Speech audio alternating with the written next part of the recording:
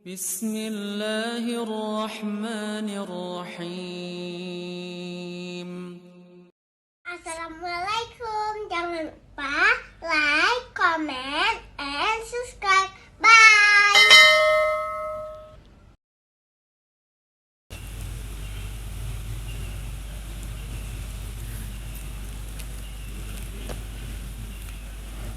Bismillahirrahmanirrahim. Assalamualaikum warahmatullahi wabarakatuh. Alhamdulillahi rabbil alamin. Wassalatu wassalamu ala ashrafil anbiya'i wal mursalin wa ala alihi wa ashabihi ajma'in. Raditu billahi rabba wa bil islami dina wa bi Muhammadin nabiyya wa rasula. Rabbi shrah li sadri wa yassir li amri wahlul 'uqdatam min lisani yafqahu qawli. Allahumma ja'al jam'ana hadha jam'an marhuma wa tafarruqana min ba'dihi tafarruqan ma'suma. Kaum muslimin dan muslimat sidang jamaah subuh yang dirahmati Allah, kita lanjutkan kajian kitab Riyadhus Shalihin yang dikarang oleh Imam An-Nawawi, yang sudah ditahqiq oleh Syekh Muhammad Sulaiman Al-A'raj. Kita lanjut, itu kitab Babul Fadail, masalah fadilah-fadilah. Jadi pada pertemuan yang lalu kita sudah membahas itu masalah fadilah wudu. Jadi kita sekarang membahas babu fadli azan. Jadi fadilah azan itu untuk apa? Ya, keputa azannya. Hadis yang pertama, wa an Abi Hurairah radhiyallahu anhu anna Rasulullah sallallahu alaihi wasallam qala. Jadi hadis ini dari Abi Hurairah, Rasulullah sallallahu alaihi wasallam bersabda, "Lau ya'lamun nasu ma fin nida." Ini lau ini ada kalanya digunakan dalam bentuk taraji, ada kalanya digunakan dalam bentuk tamanni. Jadi maknanya begini, makna lau. Kalau seandainya manusia tahu, sayangnya manusia tidak mau tahu. Wah, itu maknanya. Ya. Ada di ayat lain ada lau juga. Walau anna ahlal qura amanu wattaqau. Itu kalau kita merujuk ke dalam kaidah tafsir. Jadi lau itu begini, kalau seandainya penduduk dunia ini mereka beriman dan bertakwa, masalahnya mereka tidak beriman dan bertakwa. Itu kalau ada lau. Ini begitu juga. Lau ya'lamun nas, kalau manusia tahu, sayangnya manusia tidak mau tahu dia. Ya. Masalah apa itu? Mafin nida.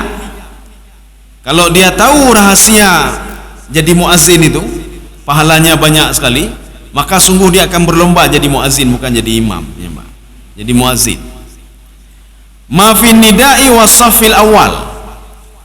Maka kalau dia tahu, seandainya tahu, tapi masalahnya tidak mau tahu bagaimana jadi muazzin itu dan bagaimana berada pada saf pertama. Tsumma lam yajidu, dia tidak dapat jadi muazzin dan tidak bisa jadi saf pertama, tidak bisa di saf pertama. Illa ayastahimu, kecuali dibuat undian. Nyai pegang undian, nyotho yang jid ke muazzin diundi le. Siapa yang mau saf pertama diundi dulu. Lastahamu alaihi, maka dia pasti mau ikut undian itu. Kenapa? Karena begitu fadilahnya jadi muazzin dan berada pada saf pertama. Oke, mana? Walau ya'lamuna fi tahjir. Begitu juga kalau seandainya orang itu tahu, masalahnya dia tidak mau tahu. Ya, tidak mau tahu, Pak. Ya. Fi tahjir. Tahjir itu apa? Datang lebih awal. Baik itu salat Jumat, salat fardu dan lain sebagainya. Dia datang lebih awal. Itu makna tahjir itu al-isra. Kalau di sini disebutkan at-tahjir at-tabkir ila shalah. Jadi ketika mau azan dia langsung pergi ke masjid. Kalau dia tahu fadilahnya itu, la sabaqu ilaihi, maka dia akan berlomba-lomba untuk pergi ke masjid cepat-cepat. akan berlomba-lomba pergi salat Jumat itu cepat-cepat.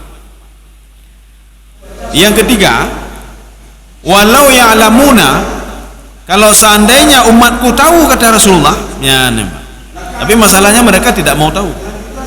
Mafil atmah, apa yang terkandung pada salat isya, wasubhi, dan salat subuh. Jadi isya dan subuh. La atauhuma, maka mereka akan mendatangi kedua-duanya, salat isya dan subuh, walau habwan, walaupun merangkak dari rumahnya. Kalau dia tahu fadilah salat isya dan salat subuh, maka jangan tunda-tunda lagi, ya. Jadi kalau sudah masuk isya, sembahyang laju. Jadi jangan tunda. Oh, bagaimana dengan Umar bin Khattab radhiyallahu anhu? Umar pernah mengajak teman-temannya untuk salat tengah malam, salat isya. Jadi Umar punya alasan. Umar bin Khattab ketika salat isya tengah malam, berapa rakaat? Beliau sering sekali baca surah Ali Imran. Surah Ali Imran kan 200 ayat. Pada rakaat pertama beliau baca 100 ayat. Rakaat kedua beliau baca kelanjutan 100 ayat selanjutnya. Makanya salat isya Umar bin Khattab itu panjang. Jadi beliau khawatir kalau beliau salat isya tepat waktu, beliau tidak bisa baca sepanjang ayat itu. Karena apa? Makmum nanti ada yang beberapa kepentingan. Maka beliau mengajak sahabat-sahabat yang lain, "Ya, datang sembahyang isya di tengah malam." Tapi dengan syarat 10 rakaat, satu rakaat pertama itu surah Ali Imran 100 ayat. Rakaat kedua lanjutannya 100 ayat, sehingga menjadi 200 ayat. Katanya sembahyang isya ada pending karena ada kegiatan, ya. Kita ada kegiatan. Alah isya untuk mentang, ya, nampak. Nanti setelah untuk mentang, itu isya paling cepat lemban, bagah. Sembahyang bagah. Umar bin Khattab tidak, salat isya tengah malam beliau ingin salatnya panjang. Maka beliau mengajak sahabat-sahabat yang lain. Ini hadis yang pertama tentang fadilah nida, azan. Maka Bilal itu digelar dengan muazzinnya Rasulullah. Ketika Rasulullah mengatakan, "Ya Bilal, kalau sudah masuk waktu arihna bisalah." Arihna artinya apa? Azanlah kamu, karena sebentar lagi kami itu mau refresh. Maka salat itu refresh, Rasulullah anggap. Refresh utak, refresh hati, refresh tubuh, mandu refresh. Jadi hana tinggal dunia, hana tinggal macam-macam lima. Maka orang yang memanggil untuk refresh itu pahalanya lebih dahsyat lagi. Ya. Kalau kita jadi imam, menyo salah katanya, yang salah mendundung salah, ya Pak. Kalau jadi imam. Tapi kalau muazzin, beliau itu kalau ramai orang yang datang, berarti pahalanya juga makin dahsyat. Kenapa? Karena beliau itu memanggil orang lain untuk salat. Ya. Kaum muslimin sedang jamaah yang dirahmati Allah Subhanahu wa taala. Nyampe ente gara-gara tanya talah mandum hanai terima ni Pak. Nya kalau imam ini Pak bermasalah nanti. Ini hadis yang kedua. Wa an Muawiyah radhiyallahu anhu qala. Hadis ini dari Muawiyah. Sami'tu Rasulullah sallallahu alaihi wasallam yaqul. Rasulullah sallallahu alaihi wasallam bersabda. Jadi beda ini nanti ada kata kerja past tense, madhi dengan kata kerja present. Itu apa bedanya? Kalau madhi itu penggunaannya past tense tetapi bisa untuk masa depan. Kalau untuk masa depan itu untuk litahqiq namanya. Ya, litahqiq. Contoh, ketika Allah mengatakan nanti ataupun Rasulullah, itu penduduk neraka itu akan dibakar nanti dengan kalimat past tense, ya Pak. Ini maknanya apa? Tahqiq. Ya, tahqiq itu artinya betul-betul akan terjadi. Contoh lain, uiddat lil muttaqin. Itu surga itu dipersiapkan. Itu kalimat past tense. Kalimat sudah lalu. Penggunaan kalimat sudah lalu pada sesuatu hal yang gaib itu gaib mutlak masa depan, itu maknanya tahqiq, kejadian itu benar akan terjadi. Ya, itu memang ada kaidahnya. Jadi kaidah dalam ilmu nahu, dalam ilmu bahasa, kalau seandainya kejadian belum terjadi, seperti sorga, neraka, padang mahsyar, tetapi kalimatnya itu dikemas dalam bentuk past tense, itu maknanya apa? Bimakna tahqiq, kejadian itu akan betul-betul terjadi, maknanya. Kalau seandainya kalimatnya dalam bentuk present, dalam bentuk mudhari, itu berlaku sekarang dan akan datang. Ya, ini kedua. Yang ketiga, ada kalimat kejadiannya masa lalu tetapi dikemas dalam bentuk masa depan. Contoh cerita Fir'aun. Cerita Fir'aun sudah terjadi tetapi dikemas dalam Al-Quran dalam bentuk present, seakan-akan belum terjadi lagi, Mak. Itu maknanya apa? Maknanya cerita Fir'aun sudah terjadi, nanti akan lahir juga Fir'aun seperti Ramses itu, Mak. Seperti Ramses II ke-13 anaknya, maka akan lahir Fir'aun yang akan selanjutnya. Itu kalau kata cerita masa depan, ya cerita masa lalu tapi dikemas dalam bentuk masa depan. Ya, ini begitu juga yaqulu. Jadi yaqulu itu bisa continue, Mak. Ya, bisa sekarang dan akan datang, terus continue. Apa sabda Rasulullah? Al-muadzinun, itu orang-orang muazzin itu yang azan itu, atwalun nasi a'nakan yaumal qiyamah. Kita jangan salah paham terhadap hadis ini. Nanti gara-gara kita baca hadis, lonjak ke muazzin, bukan. Atwalun nasi a'nakun, yang paling panjang taku rokemang kuru muazzin, Pak. Nanti sebagai memahami, panjang taku, lulu azan lagi jerapahan dekat, Pak. Bukan panjang taku. Ini namanya dalam kajian ilmu balaghah, ini namanya kinayah. Ya, nampak kinayah. Kinayahnya apa? Orang itu kalau sudah berada di tempat yang paling tinggi itu berarti dimuliakan oleh Allah. Ini begitu juga. Leher panjang maknanya dia mendapat kemuliaan dari Allah Subhanahu wa taala. Bukan makna sebenarnya. Baik dia fikir taku panjang kan, Mbak. Contoh lain. Di dalam Al-Qur'an Allah menyebutkan begini. Orang kafir ketika masuk ke dalam neraka, yuqallibu kaffaihi ala ma anfaqa. Dia membolak-balik telapak tangannya terhadap apa yang sudah dia lakukan. Apa maksud bolak-balik? Bolak-balik yang dimasukkan di sini adalah nyo putih, nyo hitam, nyo putih, nyo hitam. Maksudnya mereka itu merasa rugi, Pak. Mereka menyesal. Pekan hana lempubutnya, pekan itu makna yuqallibu kaffaihi, membolak-balik telapak tangan. Jadi kan bolak-balik yang main-main telapak tangan begini, tidak. Ya, sudah dua. Sekarang yang ketiga. Maka kita harus memahami kinayahnya orang Arab. Orang Arab ketika ingin memuji seseorang kadang-kadang mengatakan kalimat begini, Pak. Drone he ifrit lego, Pak. Ya, he ifrit, Pak. Kita yang tidak paham itu, kita akan bengeh, Pak. Oh, mai pegah lo ifrit lo na. Ya, Pak. Puya pegah lo ifrit drone, ya ifrit drone pegah, Pak. Ya. Orang Arab rupanya ketika melihat ada seorang itu cerdas dan pintar, dia akan memanggil ifrit. Ifrit itu adalah penggunaan kalimat kinayah bagi orang yang cerdas dan pintar. Maka orang Arab ifrit iheu, Pak. Jadi baik sampai dia kai pegah lunjin ifrit, Pak. Ya. Padahal mereka ingin memuji, Pak. Itu kinayah namanya. Sudah tiga. Yang keempat, mereka juga sering memuji orang lain itu dengan kalimat apa?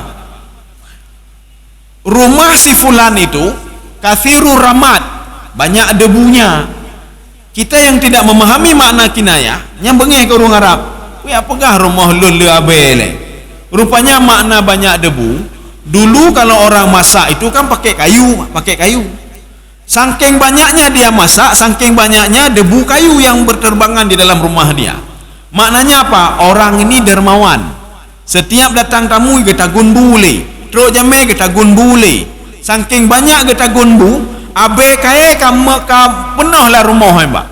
Maka mereka memuji, kalimat memuji, fulanun kathirur ramat. Si fulan itu banyak kali debu di rumahnya. Maknanya apa? Banyak kali tamu dia, dan dia dermawan orangnya, sehingga dia bakar kayu untuk masak nasi. Ya, Mbak. Maka harus kita pahami beberapa makna di dalam Al-Quran dan hadis, termasuk ini. Muazzin itu panjang taku. Lo panjang taku, nyoka panjang mendengar tutah lo, belum panjang lo taku, Mak. Jadi maksud panjang taku di sini adalah orangnya dimuliakan oleh Allah. Ya, ini kalau dalam bahasa Indonesia begini. Si fulan panjang tangan. Menyo panjang jaro ki pancara ta Mbak. Menyo panjang jaro panjang sampai ki pancara ta kendaraan, Mbak. Saboh panjang saboh pening, Mbak. Maksud panjang tangan cabak jaro, Mbak. Ya, itu mucu dagop. Si fulan itu panjang tangan dia. Ya, Mbak. Orang Arab kamu pun menyo kalimatnya tawilun, lihat dah berapa. Ji panjang jaro ji. Galak cok dagop. Ya, Mbak. Dia cepat kakinya. Cepat kaki apa? Gesit orangnya. Jadi bukan cepat kaki, oh pelari dia ya, nampak. Kan nampak. Dia gesit orangnya, bagai kerja. Ya. Ini begitu juga. Muazin itu nanti pada hari kiamat panjang daku, Pak. Yang masuk panjang daku dimuliakan oleh Allah Subhanahu wa taala. Tetapi kalau di dalam terjemahan, ya coba cari nanti terjemahan ini Riyadhus Shalihin. Di situ tetap dikatakan orang yang muazin itu panjang leher, ya, Pak. Panjang daku. Ya. Jadi nanti dalam syarahnya baru dijelaskan. Yang dimaksudkan panjang daku adalah mendapat kemuliaan dari Allah Subhanahu wa taala. Sekarang kita lanjut. Wa an Abdillah bin Abdurrahman. Jadi hadis ini dari Abdillah bin Abdurrahman bin Abi Sa'sa'ah anna Aba Sa'id Al-Khudri. Jadi Abi Sa'id Al-Khudri radhiyallahu anhu qala lahu. Dia mengatakan kepada siapa? Kepada periwayat hadis ini, Pak. An Abdillah bin Abdurrahman. Apa kata beliau? Apa kata Abi Sa'id Al-Khudri kepada Abdullah bin Abdurrahman? Araka tuhibbul ghanam. Saya tahu kamu mencintai kambingmu, saya tahu itu. Wal badiyah. Badiyah itu apa? Lembah, kebun. Kamu cinta kepada kebunmu, kamu cinta kepada kambingmu, ya nama. Fa idza kunta fi ghanamika, ketika kamu disibukkan dengan kambingmu, au badiyatika, atau disibukkan dengan lampuhmu, dengan sawah juga boleh masuk juga ke situ, dengan ladangmu, fa'adzanta lisalah, ketika sudah datang waktu salat maka azanlah. Yuazan ini nama orang tan teputan kan, tapi yuazan ni, Pak. Tak ada orang, kita nyo tidur dengan kambing. Jadi baik dia berkepo kambing semayang elun, ya ni, Pak. Hanya semayang kambing kita nyo, tapi ke yuazan li Abi Sa'id Al-Khudri, Pak. Walaupun kita sendiri, Pak, kita nyo tidur dengan kambing, kita nyo tidur dengan lampuh nak. Ketika datang waktu salat itu disuruh azan, ya yuazan ni, Pak. Makanya nanti ada dalam hadis lain, ini tidak ada dalam hadis ini. Ketika azan itu tangan disuruh tutup telinga, Pak. Ya, tangan suruh tutup telinga. Kemudian nanti ada keadaan kapan suruh hadap kanan, kapan suruh hadap kiri, Pak. Ketika azan, itu sunnahnya begitu. Nanti waktu ada kala orang azan, pakai netok pinyung, yang datanya. Wah, ini dengar azan, ya, Pak. Kan hai dengar azan, itu yang dilakukan Rasulullah memang seperti itu. Menutup telinganya. Kemudian nanti menghadap kiri, menghadap kanan, menghadap kiri, ya, menghadap kanan, hadap kiri. Dan ada beberapa etika nanti. Ketika membaca azan, dalam hadis akan kita baca nanti, ikutilah apa yang dibaca oleh muazzin. Tapi nanti ketika hayya 'alas shalah, la haula wala quwata illa billahil aliyil azim. Ketika azan boleh ngomong enggak? Apa hukumnya? Memang tidak ada hadis sahih yang mengatakan tidak boleh ngomong ketika salat. Tetapi para ulama sepakat makruh, ya, Pak. Kecuali ada hal penting. Ada hal penting ketika sedang azan yang ingin kita sampaikan itu tidak ada masalah, boleh. Atau begini, tidur orang bersin, Pak. Alhamdulillah, yarhamkallah. Nyanjir hana apa, Pak? Ketika dalam hal penting. Memang ada hadisnya, hadis tapi bukan hadis sahih. Barang siapa yang ngobrol ketika azan, maka dia mati dalam keadaan su'ul khatimah. Ini masih umum, hadis ini masih umum. Artinya bukan di azan saja, mandum-mandum lagi yang sering ngomong gob macam-macam, sering mendengar ghibah, sering berbuat kejahatan, itu mati dalam keadaan su'ul khatimah juga, Pak. Jadi ini hadis ini umum masih. Jadi artinya boleh ngomong dalam ini, boleh, tapi dalam keadaan hal penting, ya, dalam keadaan hal yang penting. Kalau tidak, jangan ngomong, mentang dengar azan, mendeme pahala-pahala lomdanya, Pak. Ya. Sudah, kita lanjut hadis ini. Farfa sautaka bin nida. Ketika azan, angkat suaramu dengan sangat tinggi sekali, angkat suaramu. Jadi artinya umanya urung tan taputan, azan ke syarat mentang, Allahu Akbar, ya, Pak. Berayatu, Pak, berayatu. Walaupun tidak ada orang. Untuk apa? Kita lihat nanti, Pak. Untuk apa kita memperbesarkan suara? Fa innahu la yasma' mada sautil muadzin jinnun. Jadi nanti jin kalau dia mendengar nyanjin maka pakna aja ini, Pak. Jin makapat na jin. Lagi manusia kan makapat na manusia. Atau orang Aceh tajak kedai Jakarta, na orang Aceh Malaysia, na orang Aceh tajak luar negara, na orang Aceh tajak Eropah, na orang Aceh. Mandum nanya Pak. Tajak Bandar Aceh, na orang PD tajak ada, na orang PD, na mandum ya Pak. Ini begitu juga. Jin itu ada di mana saja. Ketika kita mengangkat suara kita, jin itu mendengar azan kita Pak. Ya. Ketika dia mendengar, dia menjadi saksi nanti di padang mahsyar nanti. Kalau kita itu sebagai muazzin Pak, kita itu mengumandangkan azan. Ini jin yang pertama. Rupanya tidak jin saja, wala insun, dan manusia pasti mendengar. Tidur tapak pasti dengar Pak. Nyo tupu lenyo. Ya nampak suara azan. Wala syai'un, dan nanti bukan itu saja, bukan dua saja, ada makhluk lain lagi Pak. Dengar azan, termasuk iblis dan syaitan. Maka iblis dan syaitan, kalau dia mendengar azan, kalau dalam riwayat ini disebutkan dia lari sambil terkentut-kentut Pak. Sama nyo tak dengar genta iblis syaitannya roh taplung ni Pak. Ya, Pak. Nyo iblis syaitan ketika mendengar azan itibik menggenta-genta itibik. Maka naci urang lagi iblis syaitan ni Pak. Sedang kau azan menggenta-genta ke dia kan memeno nyo Pak. Pajak itibik watai habis semayang baru itibik Pak. Ya. Jadi habis semayang kita demang yang dalam masjid. Ya kita mencet demang. Watai azan Allah Akbar kita mau dalam WC Pak. Ya. Watai kamat letak dalam WC kan Pak. Setelah habis sana baru masuk lagi. Cek demam. Datanya kali semayang kalau Mak. Bukannya beresnya oleh Mak. Ya. Kaum muslimin sedang jemaah yang dirahmati Allah. Illa syahidalahu yaumal qiyamah. Kecuali yang mendengar kita tadi termasuk binatang kambing menoma. Dia menjadi saksi nanti di hari kiamat. Termasuk jin menjadi saksi di hari kiamat. Termasuk binatang menjadi saksi hari kiamat. Termasuk tumbuh-tumbuhan menjadi saksi di hari kiamat kalau kita memanggil orang lain untuk salat walaupun tidak ada yang datang Pak. Ya. Karena nasabah pekatun tu bina Pak. Ya. Ganya tugas muazzin tugas. Abe gatan ya awak kata. Pada tanya apakah ne wah hai tugas muazzin mentang. Hana ke tugas tu mayang lu. Kamat pi hana ke tugas Pak. Jadi tugas saya cuma azan saja. Abe azan awak drom nyat mana kamat ke ron. Ya ni Pak. Jadi saya itu SK-nya SK muazzin Pak. SK muazzin. Kan SK ikamat tidak, bukan SK untuk salat. SK saya SK muazzin. Maka habis azan lo ya awak nak pekatun pimpin haji Pak. Ya, kamat urut lain. Ho muazzin kai wa muazzin ni Pak. Ya. Karena SK-nya SK muazzin beliau. Sami itu Rasulullah, Abi Sa'id Al-Khudri punya alasan.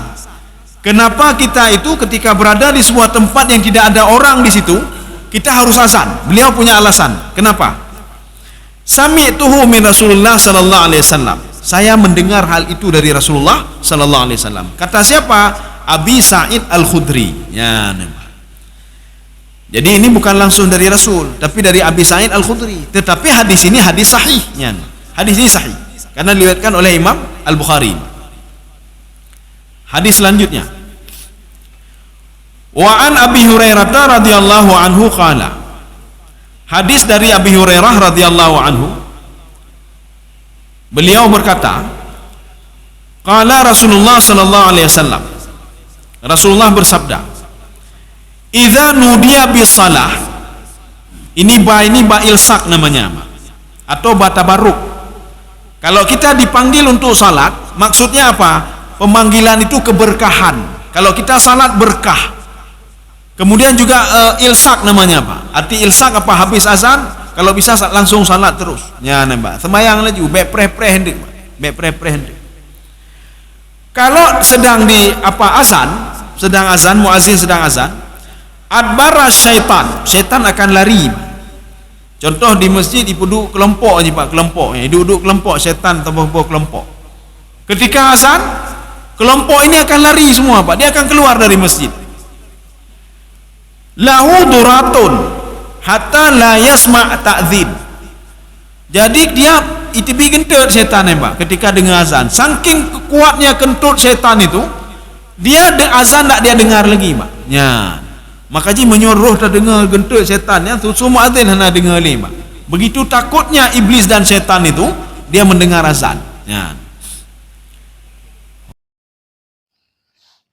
Terima kasih.